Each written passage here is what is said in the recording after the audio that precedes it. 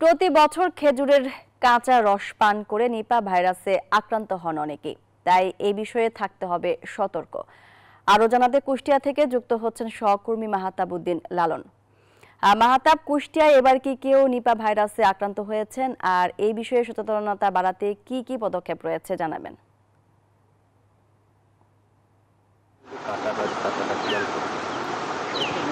মনি, এই বছর নিপা ভাইরাসে আক্রান্ত হওয়া কোনো রোগীর খোঁজ খবর কিন্তু আমরা এখন পর্যন্ত পাননি। আপনি জানেন যে আসলে কুষ্টিয়াতে কিন্তু যে খেজুরের রস যেহেতু পাওয়া যায়, গাছিরা এখানে খেজুরের রস তৈরি করে থাকেন, তো সেই ক্ষেত্রে এই খেজুরের রস থেকে কিন্তু নিপা ভাইরাসটি বেশি ছড়ায় বলে চিকিৎসকরা জানিয়েছেন। চিকিৎসকরা বলছেন যে আসলে নিপা ভাইরাসটি মূলত আসলে বাদুর থেকেই আসলে ছড়িয়ে থাকে। তো এই খেজুর রস যেহেতু রাত্রিবেলা গাছিরা সংগ্রহ করে থাকেন, তো সেই ক্ষেত্রে এই খেজুর রস থেকে কিন্তু নিপা ভাইরাসটি ছড়ানোর সম্ভাবনাই বেশি। আমি এখানকার গাছিদের সাথে কথা বলেছিলাম, গাছিরা যেটি বলছেন যে আসলে তারা এই নিপা ভাইরাস ব্যাপারে তারা সচেতন। তারা এই রস সংগ্রহের ক্ষেত্রে তারা এই খেজুরের গাছগুলোতে এক ধরনের বিশেষ নেট পদ্ধতি ব্যবহার করে থাকেন, যাতে বাদুর বা অন্যান্য যেসব কীট পতঙ্গ রয়েছে সেটি সরাসরি এই খেজুর রসের সাথে সম্পৃক্ত না হতে পারে। আমি এখানে এসেও গাছিদের সাথে কথা বলেছিলাম, তারা এমনটি আমাকে জানিয়েছেন। আমি একটু কথা বলতে চাই একজন গাছির সাথে। আমাকে একটু বলবেন যে নিপা ভাইরাস সম্পর্কে আপনারা জানেন কিনা, বা এটি প্রতিরোধে আপনারা কি কি ধরনের ব্যবস্থা বা পদ্ধতি ব্যবহার করেন? জি, আমরা নিপা ভাইরাস এর পদ্ধতি আমরা নেট ব্যবহার করি গাছে।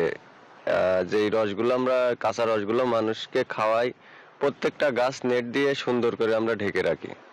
আর অবশ্যই নিপা ভাইরাস সম্বন্ধে অবগত আছি। আর রস তো আমি খাই, আমার পরিবারের লোকও খাই। অবশ্যই সচেতন থাকা দরকার। শুধু বাইরের লোকে দিই তো তাও তো না, নিজের পরিবারের লোকও খাই। শুনছিলেন একজন গাছি বলছিলেন যে আসলে তারা এই যে রসগুলো সংগ্রহ করেন, সেই রসগুলো আসলে তারা নেট ব্যবহার করেন, এক ধরনের প্লাস্টিকের নেট, যেটি আসলে এই গাছে ব্যবহারের ফলে বাদুর বা অন্যান্য যেসব কীট পতঙ্গ রয়েছে সেটি সরাসরি কিন্তু এই রসের সাথে সম্পৃক্ত হতে পারে না। আমি চিকিৎসকদের সাথে কথা বলেছি, যা তারা বলছেন যে এই রস খাওয়ার ক্ষেত্রে, কাঁচা রস খাওয়ার ক্ষেত্রে একটু সাবধানতা অবলম্বন করতে হবে। পাশাপাশি এই রস থেকে যেসব গুড় তৈরি হয়, সেই গুড়টি 70 থেকে 80 ডিগ্রি সেলসিয়াস তাপমাত্রায় কিন্তু আসলে সব ধরনের ভাইরাসই কিন্তু নির্মূল হয়। সেক্ষেত্রে তারা পরামর্শ দিচ্ছেন যে 80 থেকে 90 ডিগ্রি সেলসিয়াস তাপমাত্রায় যদি এই গুঁড়োগুলো তৈরি করা হয়, তাহলে এই গুড়গুলো সম্পূর্ণ নিরাপদ, এবং এটি খেলে আসলে কোনো ধরনের কোনো পার্শ্ব প্রতিক্রিয়া আসলে তৈরি হওয়ার কথা না। তো এই ছিল আসলে আমার কাছে কুষ্টিয়ার খেজুর রস এবং গুড় নিয়ে এবং নিপা ভাইরাস সচেতনতা নিয়ে সর্বশেষ। মাহমুদা মনি। মাহতাব, আপনাকে ধন্যবাদ।